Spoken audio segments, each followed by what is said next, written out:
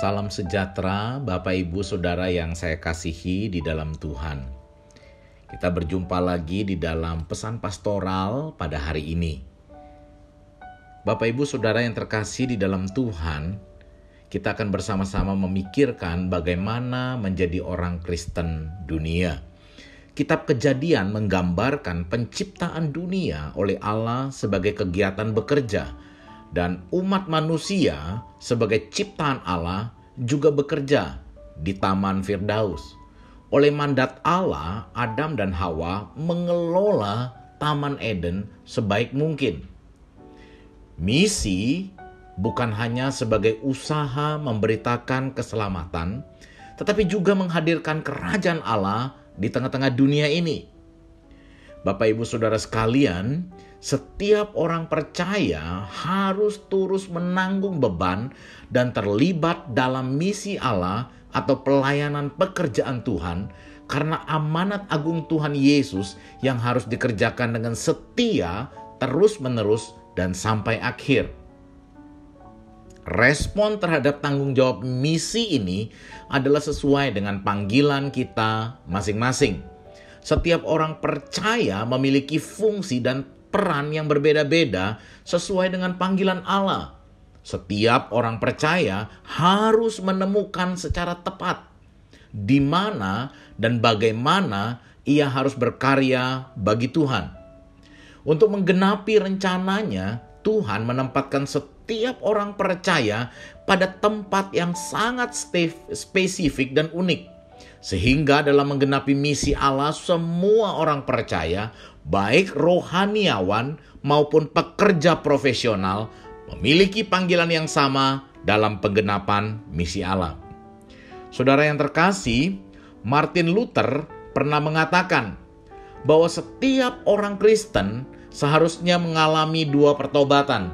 Yang pertama adalah menanggapi panggilan Tuhan untuk keluar dari dunia yang rusak dan berdosa ini dan masuk ke dalam keluarga Allah.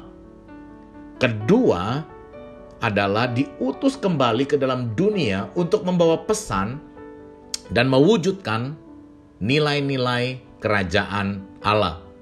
Orang Kristen yang mengalami pertobatan kedua disebut sebagai orang Kristen dunia. Orang Kristen dunia adalah orang Kristen yang mengarahkan hidupnya untuk menjadi rekan sekerja Tuhan dalam menyatakan kemuliaannya dan mengerjakan tujuan Allah yang kekal di dalam dunia.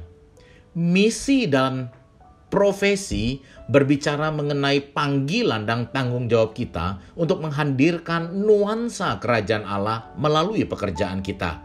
Biarlah melalui profesi kita di berbagai macam bidang, apakah pendidikan, seni, sastra, ekonomi, teknologi, hukum, dan sebagainya, boleh kita persembahkan kembali demi hormat dan kemuliaan Tuhan. Sebagai orang Kristen dunia, kita menjadikan nilai-nilai kebenaran Tuhan sebagai kompas etika dalam bekerja. Dalam bekerja, kita bisa saja tergoda untuk melakukan berbagai kecurangan demi keuntungan pribadi. Kita bisa saja diperhadapkan dengan pilihan dilematis.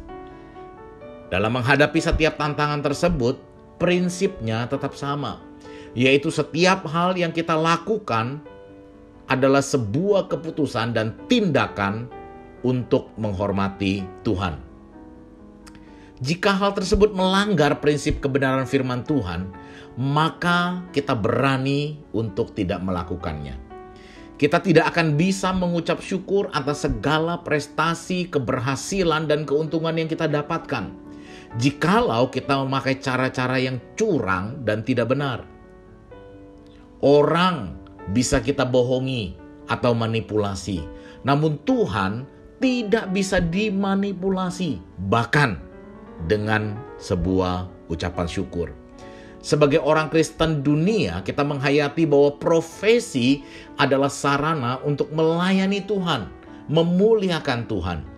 Profesi bisa berbeda-beda, namun kesamaannya ialah inilah sarana kita melayani Tuhan dan menjadi saksinya. Orang Kristen seperti garam yang memberikan dampak yang membangun. Inilah dampak ucapan syukur atas semua talenta, bakat, kelebihan yang Tuhan berikan kepada kita secara khusus. Marilah kita memakai seluruh daya usaha kita menghormati Allah di dalam pekerjaan kita. Kiranya Tuhan memperlengkapi kita dengan kuasa dan hikmat-Nya. Sekalipun di dalam dunia pekerjaan kita menghadapi tantangan, tetapi oleh karena kasih karunia Tuhan, kita dapat menjadi saksinya.